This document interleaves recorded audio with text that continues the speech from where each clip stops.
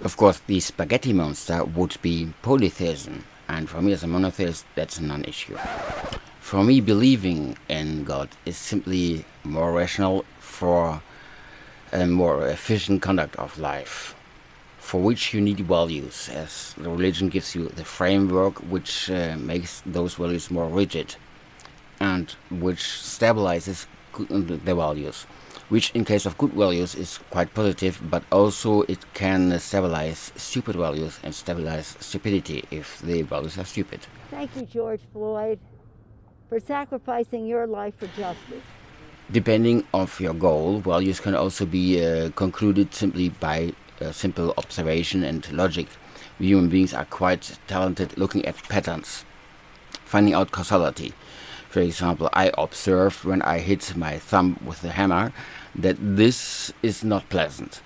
So I conclude next time if I hit my thumb with a hammer that I will be in pain again. And I observe being in pain makes me less productive.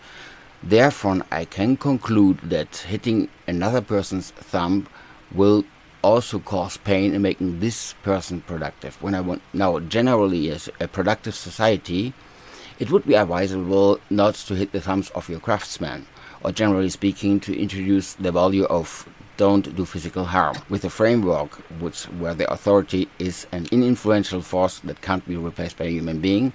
This is more stabilized.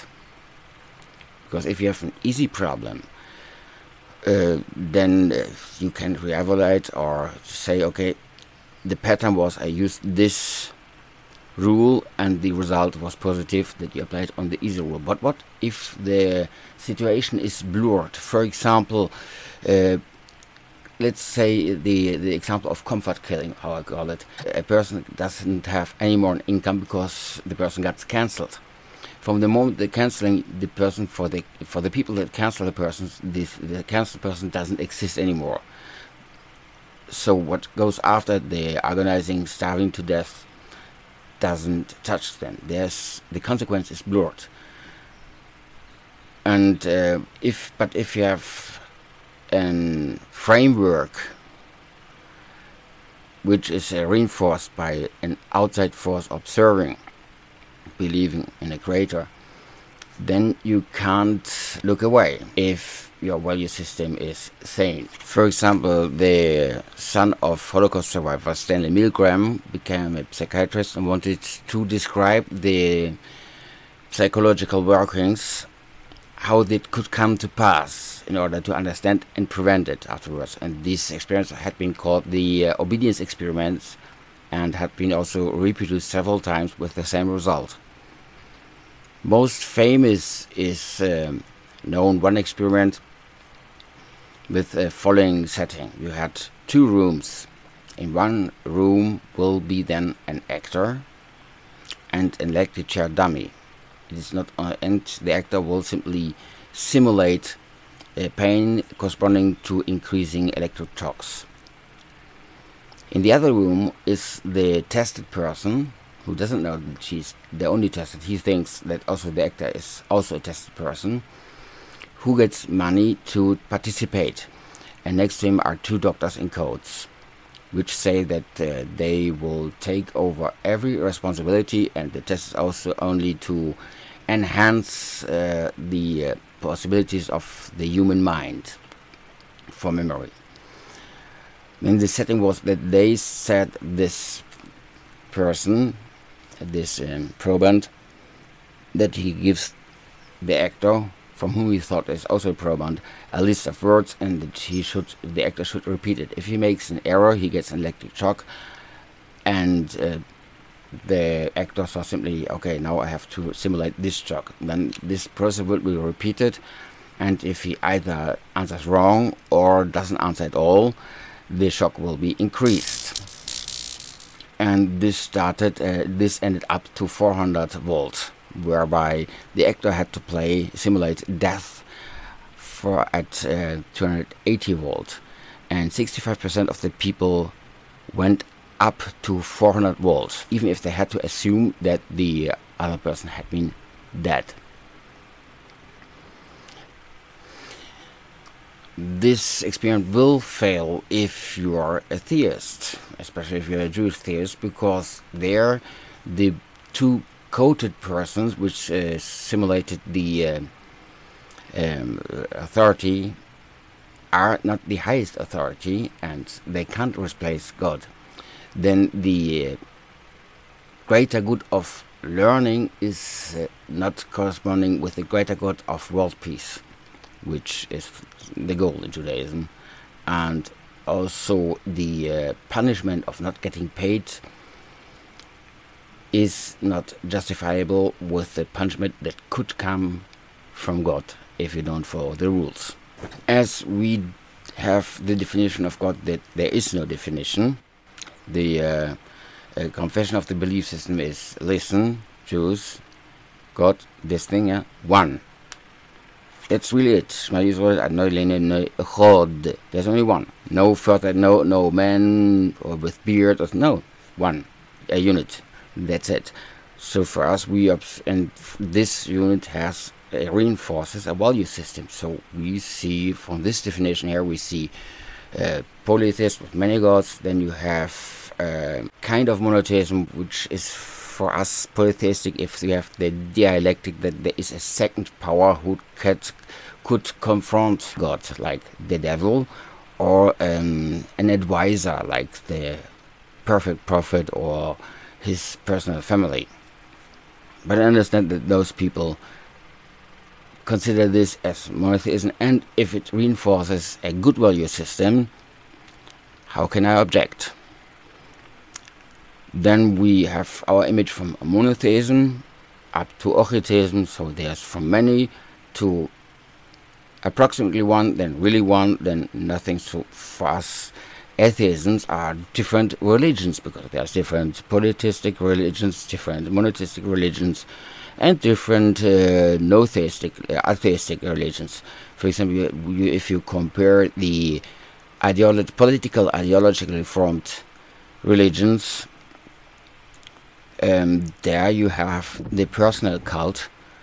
For example, if you have Marxism, who wrote that instead of having God, everybody should be his own son, like the shining sun, which is for me simply a suggestion everybody should be a narcissist. I have the urgent suspicion that a nation of narcissists won't be very productive, and it's very possible that you have the narcissist in chief leading it by a personal cult, which also turned out with Mao Zedong in China, or now Xi Jinping. Then you have Stalinism, Stalin, or Hitler, who in the end became kind of religious by considering himself a reincarnation of Muhammad and replacing Mecca with a new city he wanted to build in Germany called Germania. This guy was clearly nuts. Maybe because he replaced, shortly before his political career, his alcoholism with crack pervitin. And if you look at simply what happens to a person mentally by using amphetamine over several years, it's a good description of what happened. I didn't start with arguing if you could see in creation that there must be a God, for example, in the form of atheism that is oriented at the momentary state of science. They tend also a little bit to make science their God, instead of science being a principle to have a theory until a better theory is found. In this case, at the moment, for example, their creator is the Big Bang, a passive god like the Midianites 3,000 years ago. So we argue in Judaism that the world was created by God, and we start with the Torah, Bereshis bara Elohim es hashamayim v'haaretz, the solid form, matter, and the other plural form, which we use for the word for water today in modern Hebrew, is making the division in space. And in the end comes then light, and then comes day one, which means the first unit. It's not the first day, it's the one day. So space-time is created by a creator. This which means that the Creator is outside from space and time, independent from space and time.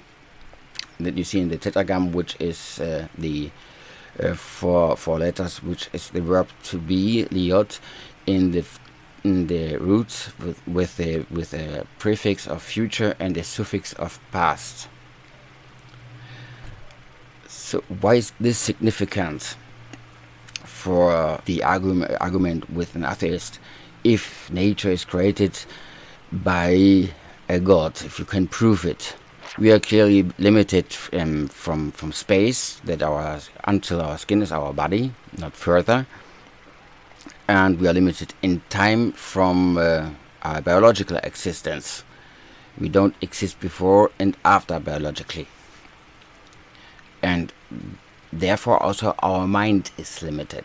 When we have now to describe or prove something without limitations, that would be that we have a part to define that must be limited. It's like if you said, I count to infinite twice.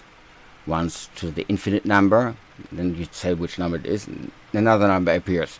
Doesn't work. And then I divided infinite 0 to 1, which was even a greater number. Shows where mathematics has a little bit its limits, but it also shows that you can't have, if you're telling you had been counting until infinite, can't be true.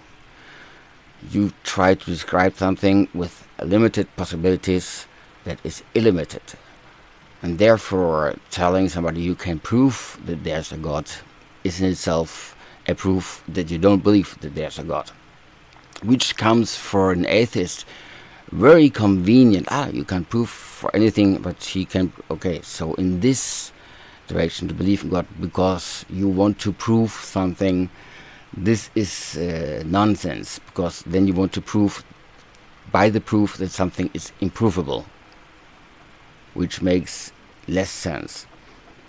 But if the reason for religion is not looking at the past to understand the past better, but also to learn, but to use the past to form, to mold a better future, then believing in God is a framework to make more rigid base values also in times of crisis, which is quite useful and therefore rational.